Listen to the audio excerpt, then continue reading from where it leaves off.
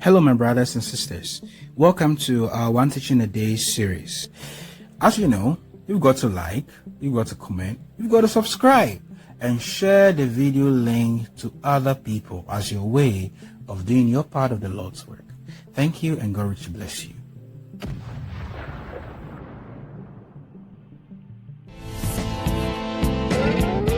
All around the world, men and women, people of all ages, have witnessed the awesome manifestation of God's presence, power, and His love rendered in words beyond the written pages. Why are we preaching like this? Why do we travel all around the world preaching the gospel? Because Jesus is coming again. And He left us with a message to tell the untold. A message for the whole world. This message of faith in God and His unfailing word has brought about change in the lives of millions around the world. An improvement that brings many more to such meetings with the man of God, knowing that their lives will never be the same again. Today we bring you excerpts from a special meeting with our man of God, Pastor Chris. Pastor Chris, worth hearing.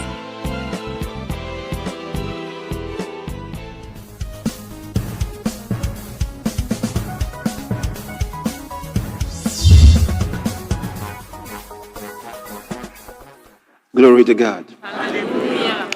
Let's go for this one. Genesis in chapter number 1. From verse 1. In the beginning, God created the heaven and the earth. And the earth was without form and void. Now, I told you, He obviously didn't create an earth without form and void. No, that's not what He did. Verse 1 tells us He created the heaven and the earth. And verse 2 actually begins something different. They're not connected. The difference between the two will be difficult to measure in terms of time. What I mean is, how long was that difference? Only God knows. But there's more than enough scriptures for us to know that He didn't make it formless and empty.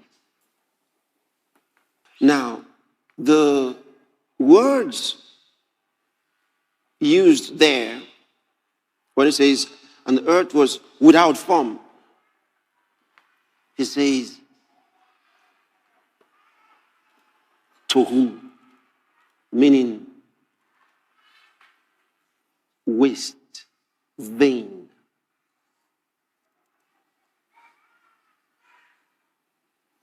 So He says, without form. It means waste. It became a waste. How could God create the world a waste? So the English version says, without form. But the word means waste. Like useless, vain. That doesn't sound like that's what God did. Okay. Are we just assuming? Does the Bible actually say so? Emphatically, yes. All right. Isaiah chapter 45. And I want you to go to verse number 18.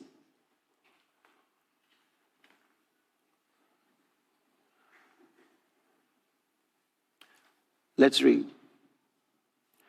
For thus saith the Lord that created the heavens, God Himself that formed the earth and made it.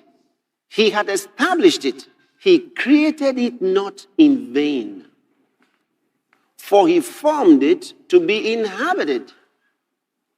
Now, when it says he created it not in vain, it's the same word. To who? He created it not to who? Not a waste, not formless, as you have in verse 2, Genesis chapter 1. He says he created it to be inhabited, not empty. You see that? Now let's take another scripture. So what happened? We'll see what happened. It was a judgment. Jeremiah chapter 4. From verse 23. I want you to notice. Remember, there was a flood in the days of Noah. Do you remember? And the whole world was destroyed with water. Now, how many human beings were saved? Again? 8. So at least there were some people. 8 people. Let's read this now. I beheld the earth. Now the prophet's talking. So obviously he had a vision of the dateless past. I beheld the earth, and lo, it was without form and void. The earth was without form and void. When in history does the Bible record that it was without form and void? Genesis chapter 1, verse 2. And the heavens, and they had no light. Remember, he says the darkness covered the earth. Let's go. The next verse. I beheld the mountains, and lo, they trembled, and all the hills moved lightly. What was it telling you? If the mountains trembled. Now, when you study the prophets, you'll find that when God brought forth judgment against the earth, these were the responses. Okay? The presence of God caused the mountains to move. Next verse. He says, I beheld, and lo, there was no man. So definitely this was not the days of Noah, because it says there was no man. And all the birds of the heavens were fled. Now, he didn't say there were no birds. First it says there was no man. And all the birds of the heavens were fled. He means they disappeared. Couldn't find them. So that does say there might have been birds. This looks to me, if it's describing Genesis chapter 1, verse 2, this must be a pre-Adamite world. You see it? Now I told you there were some things that were called into being, and there were some things that were made. Okay, let's go. Next verse. I beheld, and lo, the fruitful place was a wilderness. And all the cities, now don't be deceived by the word cities. The word that's translated cities from the Hebrew doesn't really mean cities the way you think. It just means a place protected, guided, where anybody or anything could use as a shelter. So here, it's rendered cities. So don't start thinking of skyscrapers and tall buildings and so on. So he says, and all the cities thereof were broken down at the presence of the Lord, and by his fierce anger. So it tells us it was a result of judgment. So verse 2, Genesis chapter 1, was a result of judgment. It was not the continuation of verse 1. You get it? All right. So that should be very clear. Now, some of the things that we were looking at yesterday, we'll go back to that Genesis chapter 1. We'll read from verse 1 again and see how these things, how they work. In the beginning, God created the heaven and the earth was without form and void, and darkness. Now, let's look at the elements available here. The earth, there was what? Earth. The earth was without form and void, so there was earth. And darkness was upon the face of the deep. There was darkness. That's number 2. Number 1, earth. Number 2, darkness. And it says, and the Spirit of God moved upon the face of the waters. Now, the Spirit of God was not part of the creation, okay? The Spirit of God was God's presence. Okay? That's from God. So you put that on one side, the Spirit of God being present. All right? Then it says, and the Spirit of God moved, hovered, fluttered, means to brood. And the Spirit of God moved upon the face of the waters. So what you have there? Water. So you've got earth, you've got darkness, you've got water. And God said, let there be light. And there was light. God said, let there be light, and there was light. And God saw the light that it was good, and God divided the light from the darkness. Now, this is remarkable because I'm going to show you this.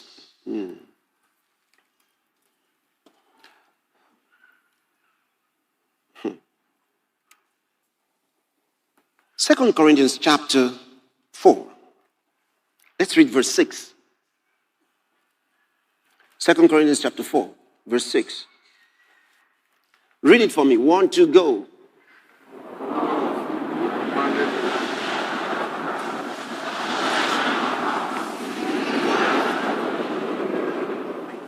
Oh, hallelujah. So many beautiful things there. For God who commanded the light to shine out of darkness. So, that means when God said, let there be light, he was talking to the darkness. Because he commanded the light to come from the darkness. You get it? So, light came out of the darkness. That's what the Bible says. But this is wonderful, okay? Now, let's keep reading. Go back to Genesis. Verse 4. And God saw the light that it was good, and God divided the light from the darkness. And God called the light day, and the darkness he called night. And the evening and the morning were the first day. And God said, let there be a firmament. Now that goes on. I want to go to the next part, which is verse 9. And God said, let the waters under the heaven be gathered together unto one place, and let the dry land appear. And it was so. And God called the dry land earth, and the gathering together of the waters called he seas. And God saw that it was good. And God said, let the earth. Now, think about this. God talked to the darkness. Now, God's going to talk to the earth. We had three things: the darkness, the earth, and water, right? Okay. So, verse 11, and God said, let the earth bring forth grass, the herb yielding seed, and the fruit tree yielding fruit after his kind, whose seed is in itself upon the earth. And it was so. And the earth brought forth grass. God commanded it to happen. The earth brought forth grass, and herb yielding seed after his kind, and the tree yielding fruit, whose seed was in itself after his kind. And God saw that it was good. So he spoke to the darkness, and then he spoke to the earth. Now, we go to the next one. Verse 20. And God said, let the waters bring forth abundantly the moving creature that had life, and fowl that may fly above the earth in the open firmament of heaven. And God created great whales and every living creature that moveth, which the waters brought forth abundantly after their kind, and every winged fowl after his kind. And God saw that it was good. So now God talked to the water. Again, remember, we said there was earth, there was darkness, there was water. And the only other presence there was the Holy Spirit. So all that was available before God for this recreation, as it were, were earth, darkness, water.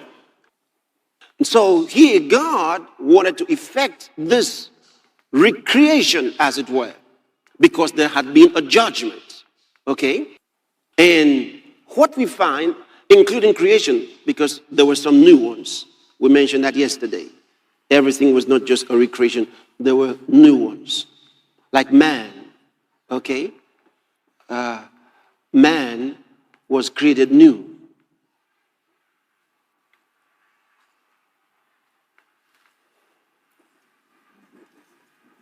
Yeah, because his expression lets us know there was something else that may have been called man before. Because he didn't say, let us make one more animal and call him man. He said, let us make man in our image. So there may have been an animal called man. And this time, God decided man should now be in the image of God. Now, but don't let that distract you. I have a whole series of teaching on that, really. So that's a totally different thing. But somehow, I am sure that when you study the scriptures, you'll come across many of these things. You'll be amazed. They're all there.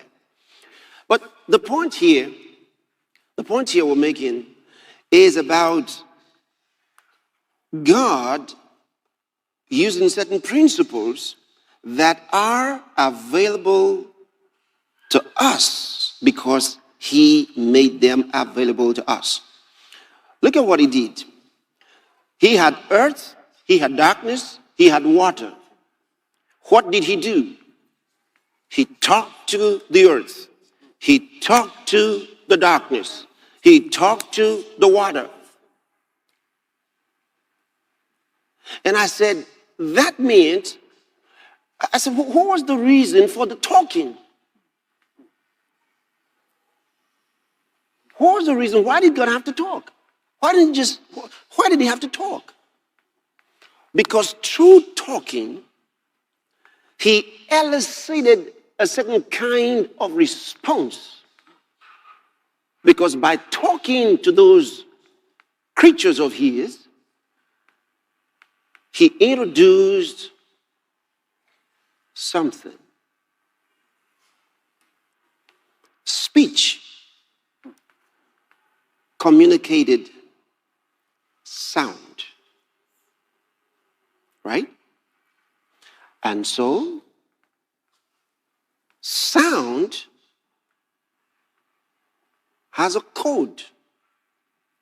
What God did was to introduce the sound code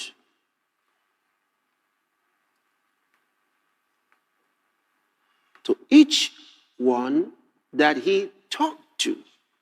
Why? Because they didn't all do the same thing. They did exactly what he said to do, meaning that there was an interpretation of the code of the sound.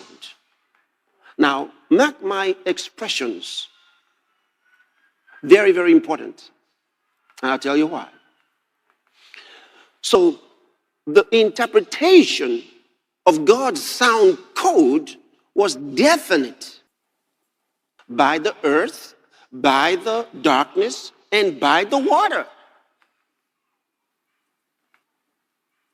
There obviously was a definite code for whatever God said. Because when God commanded the light to shine out of the darkness, it wasn't the animals that came out. You get it? It wasn't water that came out. Light came out. So there was a definite address. And when God talked to the earth, it wasn't the birds that came. All right? It was exactly what he asked for. It wasn't the whales that came out. It was exactly what God asked for. Now, this is beautiful. I'll show you something that you need to keep in your mind and never forget.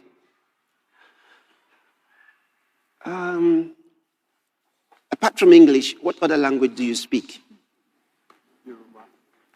You speak Yoruba. Okay. Apart from English, what other language do you speak? Okay, thank you. Both of you come out here.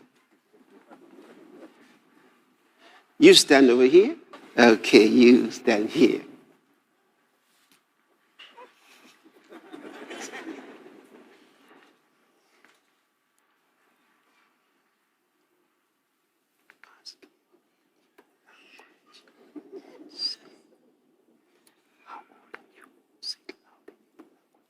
Hold on.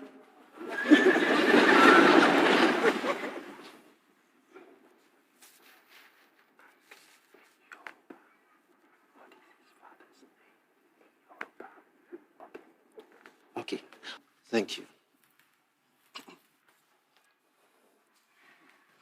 Aronekedi.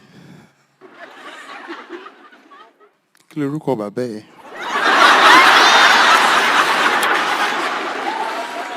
Say it again. Aronekedi. Kí lorúkọ bàbá ẹ?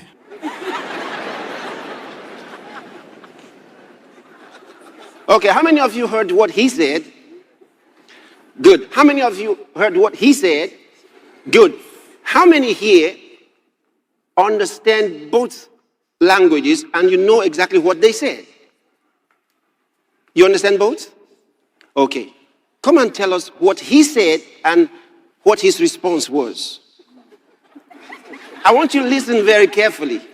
Tell us what he said and tell us what his response was. Thank you, Pastor. He said, "How old are you?" Uh-huh. And he said, "What is your father's name?"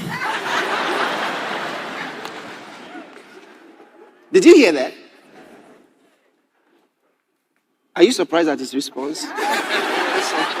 He says, very surprised. Sit down.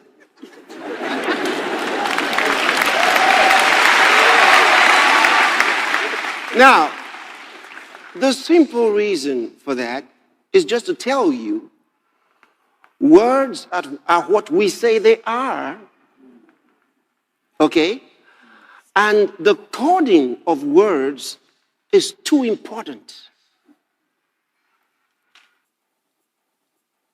When I say Jesus, that's English. If you speak Yoruba, you don't say Jesus. You say what? Jesus. That's what you say. Some others say Jesus. Some say Yeshua. You see it? But if you're not connected in your heart to the word Jesus in your communication, it will not work.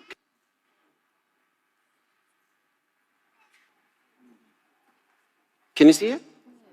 Even though Jesus means Jesus for some people, it may not mean so for you because you don't know what it means. So when you use the word, the term that has no connection with your heart, it has no meaning.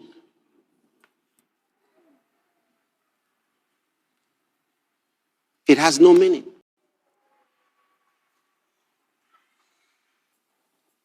Now look at this again, very important. The Spirit of God, it says, moved upon the face of the deep. And God said, the Spirit was present. And the Bible lets us know it's the Spirit of God that created everything. When God spoke, His Spirit brought it to pass. His Spirit brought it to pass. The Word of God is energized by the Holy Spirit. Hear it again. The Word of God is energized by the Holy Spirit.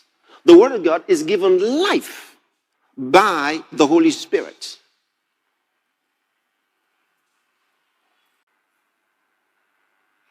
Now, so what God did when he talked to the earth was to show us the earth could respond to sound, but to the sound code.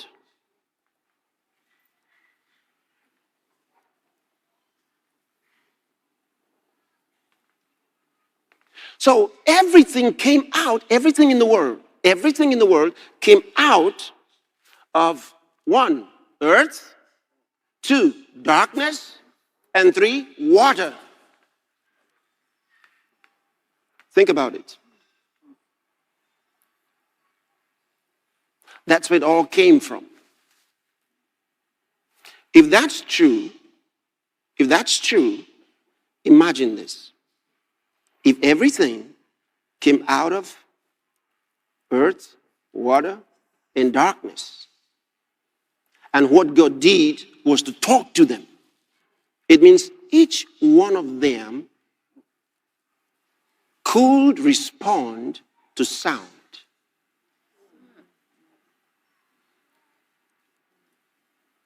You see it? And the importance of sound here is the sound code. The importance of sound here in my address today is the sound code. It's about the sound code. For example, in salvation, the Bible says, if thou shalt confess with thy mouth the Lord Jesus, and shalt believe in thine heart that God had raised him from the dead, thou shalt be saved. Now, there's no other way to receive salvation, no matter what words you use. He tells you, you must confess Jesus Christ as your Lord.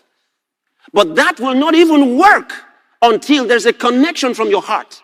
He says, believing in your heart that God raised him from the dead, which means the Jesus that you will confess as Lord is not Jesus of Brazil, is not the Jesus who's South American, is not the Jesus the footballer. He says, it is the Jesus whom God raised from the dead. Your heart must accept and believe that. And then when you confess with your mouth that that Jesus is Lord of your life, salvation works. Otherwise, the code is missing. It will not work. Now let's go again. Romans chapter 10 from verse 8. Let's look at it again. Romans chapter 10 verse 8. But what said it? The word is nigh thee, even in thy mouth and in thy heart. That is the word of faith which we preach. The word is near you. He says it's so close, it's in your mouth and in your heart. The word of salvation, the word of faith, is in your mouth and in your heart. They've got to work together. Now, go on. Next verse. That if thou shalt confess with thy mouth the Lord Jesus and shalt believe in thine heart. See, your mouth and your heart. Your mouth and your heart. Your mouth